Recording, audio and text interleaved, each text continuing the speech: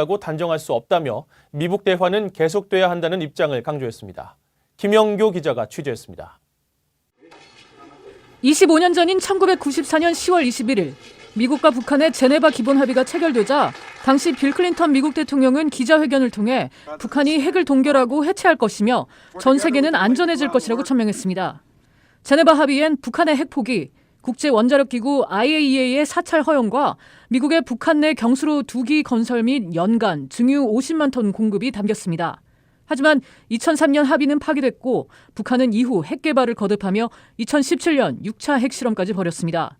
제네바 합의 당시 미국 측 수석 대표였던 로버트 갈루치 전 국무부 북핵 특사는 VOA와의 인터뷰에서 미국의 목표는 25년 전처럼 여전히 북한에 비핵화여야 한다면서 북한이 핵무기를 절대 포기하지 않을 것이란 일각의 주장에 동의할 수 없다고 말했습니다.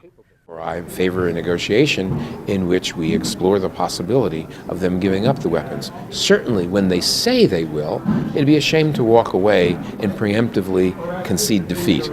I'm not up for that.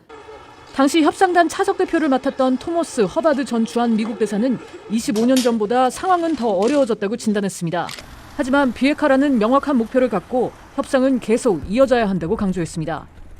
But we have to recognize that that's not going to happen overnight. We need to have a process in place that leads to that goal.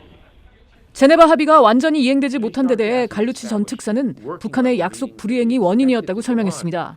북한은 미국이 관계 정상화를 위한 의무를 다하지 않았다고 주장했지만 미국은 북한이 별도의 우라늄 농축 프로그램을 추진하고 있다는 사실을 알게 됐다는 겁니다. I believe that the United States didn't fulfill its political obligations under the deal to normalize relations. We were quite clear that they were violating the deal by pursuing a separate enrichment program, and the deal fell apart. 허바드 전 대사는 북한이 잘못한 건 맞지만 미국의 정치적 상황과도 맞물렸다고 말했습니다. 조지 부시 정권 들어 전임 클린턴 정부의 제네바 합의에 대한 반발이 많았다면서 제네바 합의를 수정하지 않고 무효화시킨 건 큰 실수라고 지적했습니다. 갈루치 전 특사는 1990년 당시 미북 관계 정상화는 준비되지 않았고 아직도 그런 문제가 있다면서 미국은 북한이 체제 변화에 두려움을